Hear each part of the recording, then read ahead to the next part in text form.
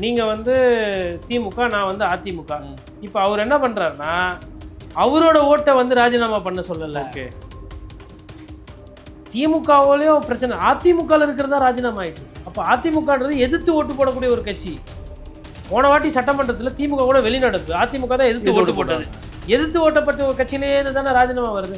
இப்போ தாவே கலந்து யாரா ராஜினாமா பண்ணுறாங்களா? இல்லை.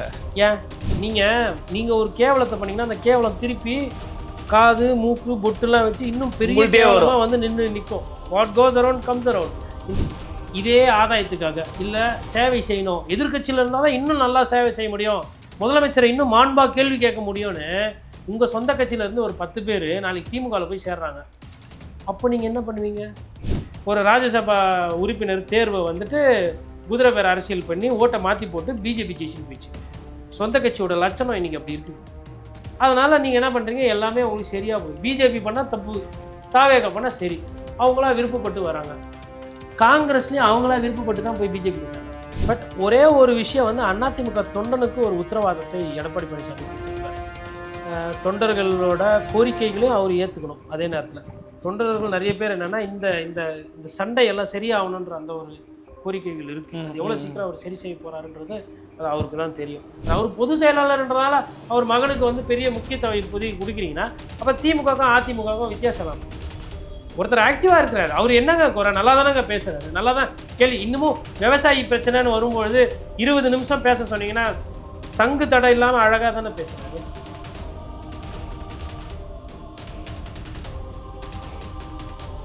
ஃபோர்த் எஸ்டேட் தமிழ் நேயர்களுக்கு அருள்மொழிவர்மனின் அன்பார்ந்த வணக்கங்கள். இது உங்கள் ஃபோர்த் எஸ்டேட் தமிழ் வழங்கும் பெருதுகள் நிகழ்ச்சி. நம்மோடு இன்றைக்கு மீண்டும் இணைகிறார் அன்பு வணக்கம் ஊடகத்தின் ஆசிரியரும் பத்திரிகையாளருமான திரு குடிசன் அவர்கள். வணக்கம். வணக்கம் நேயர்களுக்கு அன்பு வணக்கம். இந்த குதிரை பேரம் குறித்து பேசியிருந்தீங்க, அது தொடர்ச்சியாக பல இடங்களை வலியுறுத்தி தலைவர்கள்கிட்டே நீங்கள் அது குறித்து கேள்வியெல்லாம் கேட்டிருந்தீங்க. இப்போ கூட அண்மையில் திருமாவட்ட கூட நீங்கள் அதை கேட்டிருந்தீங்க, அவர் விளக்கம் கொடுத்துருந்தார். இப்போ அண்மையில் நான் ஒரு ஊடகத்தை பார்த்துருந்தேன், விகடனில் வந்து பார்த்தீங்கன்னா முன்னாள் நிதியமைச்சர் பாசி அவர்கள் ஒரு பேட்டி கொடுத்துருக்கிறாரு. அந்த பேட்டினோட அவர்கிட்ட ஒன்று கேள்வி கேட்குறாங்க அப்படின்னா, இந்த எம்எல்ஏக்கள்லாம் இந்த மாதிரி அங்கே போய் சேர்றதுங்கிறது ஒரு குதிரை பேர அரசியல் தானே, எப்படி ஒன்றியத்தில் பாஜக அரசு பண்ணுகிறதோ அதை தான் இவங்களும் பண்ணுறாங்கன்னு ஒரு கேள்வி கேட்குறாங்க. அதுக்கு என்ன பதில் சொல்கிறாருன்னா, நீங்கள் அப்படி பார்க்கக்கூடாது, அப்படி ஒப்பிடக்கூடாது. அங்கே எம்எல்ஏக்கள் டைரெக்டாக போகிறாங்க, தேர் ரிசைன்டு தேர் எம்எல்ஏ, இங்கே குவிட் பண்ணிட்டு தான் போகிறாங்களே, அப்போ எம்எல்ஏக்களாக தங்களோட பதவியை ராஜினாமா பண்ணிட்டு போகிறத நீங்கள் பிஜேபி ஒப்பிட்டு பேசாதீங்க, அது ரொம்ப தவறு அப்படிங்கிறாரு. ஒரு சீனியர் காங்கிரஸ் பர்சனாலிட்டி, ஒரு சீனியர் லீடர் ஆஃப் இந்தியா, எப்படி பார்க்குறீங்க நீங்கள்? ரொம்ப அவருக்கு ஐயாவுக்கு கொஞ்சம் புத்தி கூர்மை ஜாஸ்தி, சட்டம் படித்தவர், சட்ட நுணுக்கங்கள் தெரியும், அரசியல்வாதி, முதிர்ந்த அரசியல்வாதி. அதனால் அந்த முதிர்ந்த அரசியல் ஆளுமையை வந்து விஜய் அவர்களை காப்பாற்றுவதற்கு அவர் பயன்படுத்துவேயானால், அவரளவுக்கு எனக்கு சட்டம் தெரியாது, ஆனால் நானும் சட்டம் படித்தவன், அவரளவுக்கு எனக்கு அரசியல் தெரியாது, எனக்கும் அரசியல் தெரியும். அப்போ நான் அந்த இடத்துல இருந்திருந்தேன்னா, அதாவது சென்னையிலேருந்து திருச்சி டைரெக்டாக போனால் தான் தப்பு, போகிற வழியில் நான் திண்டுக்கல்லில் இறங்கிட்டு திண்டுக்கல் வழியாக திருச்சி போனால் தப்பு இல்லை, அதுதான் அவர் சொல்ல வர்றாரு. ஓகே, நோக்கம் என்ன? நோக்கம் என்பது தனிப்பெரும்பான்மை இல்லாத ஒரு கட்சிக்கு தனிப்பெரும்பான்மை எப்போ அந்த கேள்வி வந்தாலும் அதை தவிர்ப்பதற்கு ராஜினாமா. 118 எம்எல்ஏ இல்லை, அப்போ 108 இருக்குது அப்படின்னா 108க்கு எப்படி மெஜாரிட்டி வரும்? 108க்கு மெஜாரிட்டினா உங்களுக்கு வந்து ஒரு 216 இருக்குது அப்படின்னா 108 மெஜாரிட்டி. நான் 234 216 ஆகிறேன், மிச்சாலாம் ராஜினாமா பண்ணுறேன். அப்படி ஒரு திட்டத்தோடு வேலை செய்கிறாரு ஐயா ஆதவ். அதனால தான் ராஜினாமா. இப்போது உதாரணத்துக்கு இப்போது ரகு சார் தான் வந்து விஜய் சார், நீங்கள் வந்து திமுக, நான் வந்து அதிமுக. இப்போ அவர் என்ன பண்ணுறாருன்னா, அவரோட ஓட்டை வந்து ராஜினாமா பண்ண சொல்லலை. ஓகே, திமுகவிலையும் பிரச்சனை, அதிமுகவில் இருக்கிறதா ராஜினாமா ஆகிட்டுருக்கு. அப்போ அதிமுகன்றது எதிர்த்து ஓட்டு போடக்கூடிய ஒரு கட்சி. போன வாட்டி சட்டமன்றத்தில் திமுக கூட வெளிநடப்பு, அதிமுக தான் எதிர்த்து ஓட்டு போட்டது. எதிர்த்து ஓட்டப்பட்ட ஒரு கட்சியிலேயே தானே ராஜினாமா வருது. இப்போ தாவே கலந்து யாரா ராஜினாமா பண்ணுறாங்களா? இல்லை. ஏன்? விசுவாசிகள்ங்க இல்லையா? இப்போ செய்தி வருது, அங்கேயுமே அதிருப்தி, அங்கே எம்எல்ஏ பதவி தான் இருக்குது, மாவட்ட செயலாளர் கொடுக்கல, மந்திரி கொடுக்கல, வருது, கசியப்படுது செய்தி. ஓ, ஒரு 2 நாளாக அது ஓடிக்கிட்டு இருக்கு. நான் ஏன் அதை ஃபுல்லாக பற்றி பேசுகிறேன்னா, அதை நான் எதிர்க்கிறவன், அதை பார்த்து நான் ரசிப்பவன் கிடையாது. நீங்கள் ஒரு கேவலத்தை பண்ணிங்கன்னா அந்த கேவலம் திருப்பி காது மூக்கு பொட்டுலாம் வச்சு இன்னும் பெரிய கேவலமாக வந்து நிற்கும். What goes around comes around. இந்த குதிரை பேர அரசியலை வந்து விஜய் அவர்கள் ஆரம்பித்தார், ஆதவ அவர்கள் ஆரம்பித்து வச்சுருக்கிறாங்க. இந்த குற்றச்சாட்டுக்கு நீங்கள் பதில் சொல்லியாகும். இந்த குற்றச்சாட்டா உண்மையா இல்லையா அது நிரூபணம் அப்புறம். பட் இந்த பேசுபொருளே தவறு. இப்போ நாளைக்கு இதே ஆதாயத்துக்காக இல்லை சேவை செய்யணும், எதிர்க்கட்சியில் இருந்தால் தான் இன்னும் நல்லா சேவை செய்ய முடியும், முதலமைச்சரை இன்னும் மாண்பா கேள்வி கேட்க முடியும்னு உங்கள் சொந்த கட்சியிலேருந்து ஒரு 10 பேர் நாளைக்கு திமுகவில் போய் சேர்றாங்க. அப்போ நீங்கள் என்ன பண்ணுவீங்க? இப்போ குதிரை பேர அரசியல் தானே, சரி காசு பணம் ஏதோ ஒன்று சேவை எப்படி வேணால் வச்சுக்கோங்க, நானும் பண்ணுறேன்னு சொல்லிட்டு திமுக இறங்கி பண்ணுது, பாஜக வந்து அது வேடிக்கை பார்க்குது, நீங்கள் பண்ணுங்கள், ஒன்றும் பிரச்சனை இல்லை, பண்ணுங்க, பார்த்துக்கலாம். எனக்கு ராஜ்யசபாலையும் லோக்சபாலையும் கொஞ்சம் ஆர்டர் தான் போதும். ஓட்டு போடும்போது எதிர்த்து ஓட்டு போடாத, வராதிங்க. நீங்கள் வந்து அந்த ஓட்டு எடுப்பப்போ வெளியே போயிரு போதும், எனக்கு அந்த உதவி செஞ்சால் போதும். எனக்கு ஓட்டு போட்டு ஆதரவு தெரிவிக்கணும்னு தான் இல்லை, வெளிநடப்பு செய்து ஆதரவு தெரிவிக்கிருந்தாலும் எனக்கு சந்தோஷம். வெளியிலேருந்து கேட்டால் நாங்கள் வெளிநடப்பு தான் பண்ணோம், நாங்கள் கூட்டணியில் இல்லை சொல்லிக்கலாம். அப்படி ஒரு அண்டர்ஸ்டாண்டிங்கு திமுகவும் பாஜகவும் நாளைக்கு போய்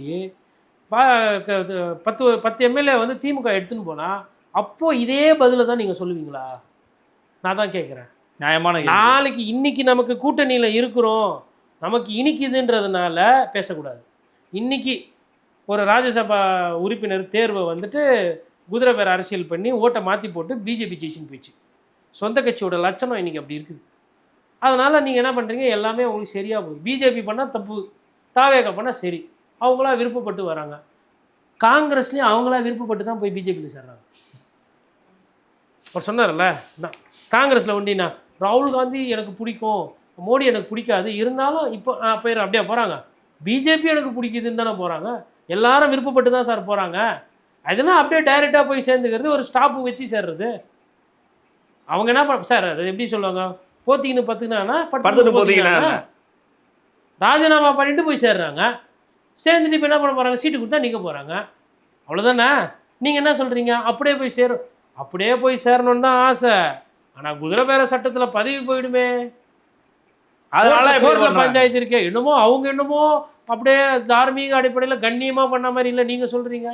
it's a way to protect the CM Vijay. ஆமாம், நீங்கள் வந்து இந்த 234ல் எவ்வளவு சட்டமன்ற தொகுதி வேக்கண்ட்டை, அதாவது ஆள் இல்லாமல் போதோ மிச்சம் இருக்கிறதுலேருந்து தான் மெஜாரிட்டி எடுக்க முடியும். இப்போ ஃபர்ஸ்ட் 4 தொகுதி காலியாச்சு, அப்புறம் திருச்சி கிழக்கு ஒன்று, அப்போ 234ல் இன்னைக்கு 229 தான். விஜயபாஸ்கர் அவர்கள் சேர்த்திங்கன்னா 228. 228ல் பாதி எவ்வளோ, 114. 114 இன்னைக்கு இருக்கே தாவேக்காக்கு கவுக்க முடியாது, யார் நினச்சாலும். இப்போது காங்கிரஸும் சப்போர்ட் பண்ணுது 108, காங்கிரஸ் ஒரு 5, அப்புறம் விசிகாயும் இல்லை. நம்ம 120 பற்றி பேசிகிட்டு இருந்தோம், 119 பேசிகிட்டு இருந்தோம், இன்னைக்கு தேதியில் 114 போதும். இன்னொரு 4 பேர் ராஜினாமா பண்ணால் என்ன ஆகும்? அவங்க வந்து 108 107 போதும், 108 கூட போவாங்க. இன்னும் கொஞ்ச நாள் இப்படியே போயிடுச்சுன்னா, அதான் சொன்னார் திருமானம் ஓப்பலாக வெளிப்படையாக சொன்னார், நாங்கள் இல்லைன்னா 420 ஆயிருக்கோன்னாரு. அப்போ அந்தளவுக்கு ரெடியாக இருந்திருக்காங்க, அந்தளவுக்கு ரெடியாக இருக்காங்க, இருந்துக்கிட்டு இருக்கிறாங்க, இன்னமும் ஆள் பேசிக்கிட்டு இருக்கிறாங்க. ஒரு மாதத்தில் எப்படி மை காயறதுக்கு முன்னாடி, இதுக்கு முன்னாடி இந்த அரசியலை பார்த்தாரா ஐயா சிதம்பரம்? இதே ஐயா சிதம்பரம் வந்து திமுக தாவேக இந்த கூட்டணி விவகாரத்தில் எப்படி கண்ணியமாக நடத்துக்கினாருமே நான் பேசியிருக்கேன். இல்லை, நீங்கள் சரியான ஒரு கேள்வி கேட்டீங்க. காங்கிரஸ் வந்து பிஜேபிக்கு போய் எப்படி போகிறாங்க, விருப்பப்பட்டு, அதே தான் இவங்களும் விருப்பப்பட்டு. ஓகே, அது ஒண்டி தப்பு, அதையும் எதையும் ஒப்பிடக்கூடாது. ஏன், அவங்களும் எம்எல்ஏ இவங்களும் எம்எல்ஏ, அவங்களும் ஆட்சி ஆளுகின்ற கட்சிக்கு தான் எல்லாரும் போகிறாங்க, இவங்களும் ஆளுகின்ற கட்சியை தான் போகிறாங்க. அப்போ அவங்க மீதும் வந்து குற்றச்சாட்டு வருது, இவங்க மீதும் குற்றச்சாட்டு வருது. இதையும் கம்பேர் பண்ணக்கூடாது, ரெண்டுத்தையும் அதையும் இதையும் ஒப்பிடக்கூடாது. எனக்கு தெரியலங்க என்ன நடக்குது, எனக்கு இதில் உடன்பாடு இல்லை, முடிஞ்சு போச்சா? இல்லை எனக்கு தெரியல, ஏன் போகிறாங்க எனக்கு தெரியல, முடிஞ்சு போச்சா? அதை விட்டு இதையும் அதையும் ஒப்பிடக்கூடாது. எதை டிஃபெண்டிங் விஜய் அவர்களுக்கு வாய் இருக்கிறது, அவர்கள் கட்சியில் பேச்சாளர்கள் இருக்கிறாங்க, அவங்க சொல்லட்டும். இந்த திருமாவளவன் பேசுவது, காங்கிரஸ் தோழர்கள் பேசுவது, தலைவர்கள் பேசுவதெல்லாம் ஏற்புடையதல்ல. நீங்கள் நின்னது வேறு கட்சியில் கூட்டணியில், இன்றைக்கி கூட்டணி மாறி போய் வேறு இடத்துல போய் அடைக்கலம் போயிருக்கீங்க.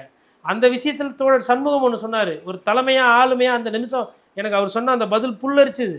நான் அதை 100 வாட்டி கூட சொல்லுவேன். நாங்கள் அந்த கூட்டணியில் நின்று ஓட்டு கேட்கல, விசிலுக்கு நாங்கள் ஓட்டு கேட்கல, அது நாங்கள் தோற்று போயிட்டோம், சூழ்நிலைனால் அந்த ஆட்சி கவர்னர் வந்துடக்கூடாதுன்றதுனால நாங்கள் சப்போர்ட் பண்ணுறோம். அவங்க அமைச்சரவையில் எப்படி போய் கம்யூனிஸ்டுக்காரங்க அமைச்சரவை கேட்குறதுன்னாரு.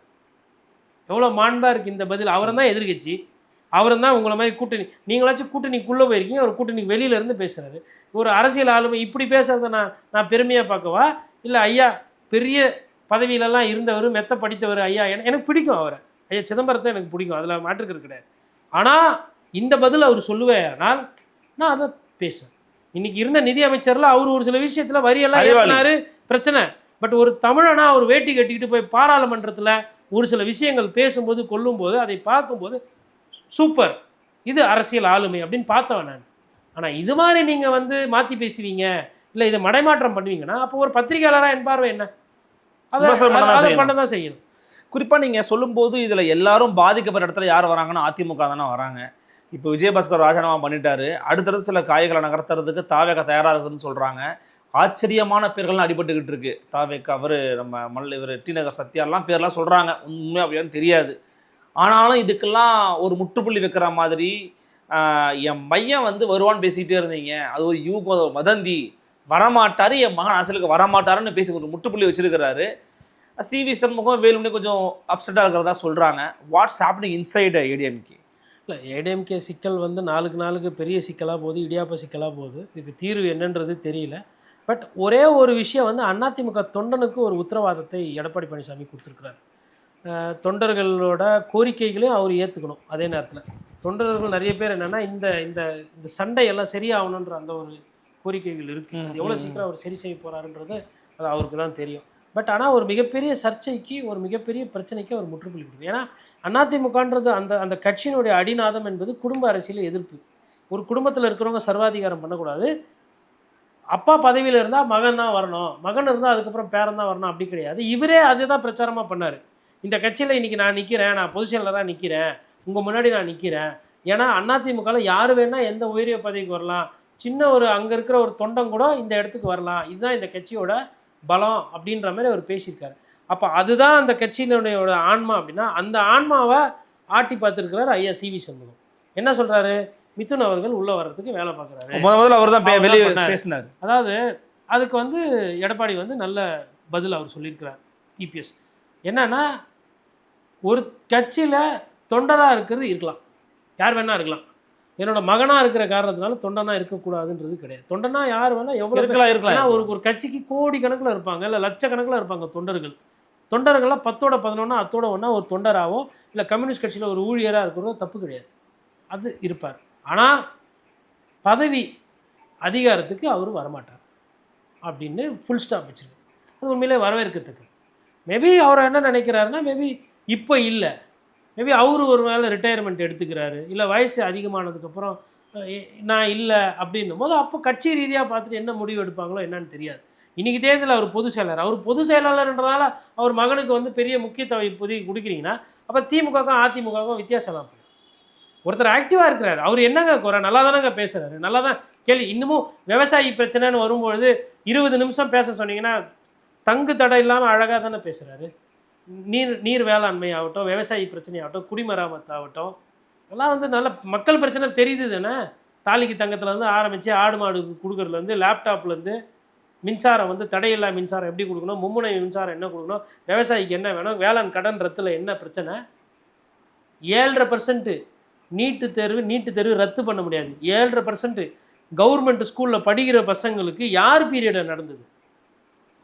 அதெல்லாம் வந்து ஒரு பெரிய ஒரு பிரெயின் ஓப்பனிங். அது கவர்மெண்ட் ஸ்கூலில் படிக்கிற பசங்களுக்கு 7.5 விழுக்காடு மருத்துவர் ஆகலாம் அப்படின்ற ஒரு விஷயத்தை தான் இன்றைக்கி அதையே மற்ற மாடல்லையும் பயன்படுத்தணும். அதாவது இன்ஜினியரிங்கு லாலெல்லாம் வந்துன்னு அவங்க தேர்தல் அறிக்கையில் இருந்துச்சு.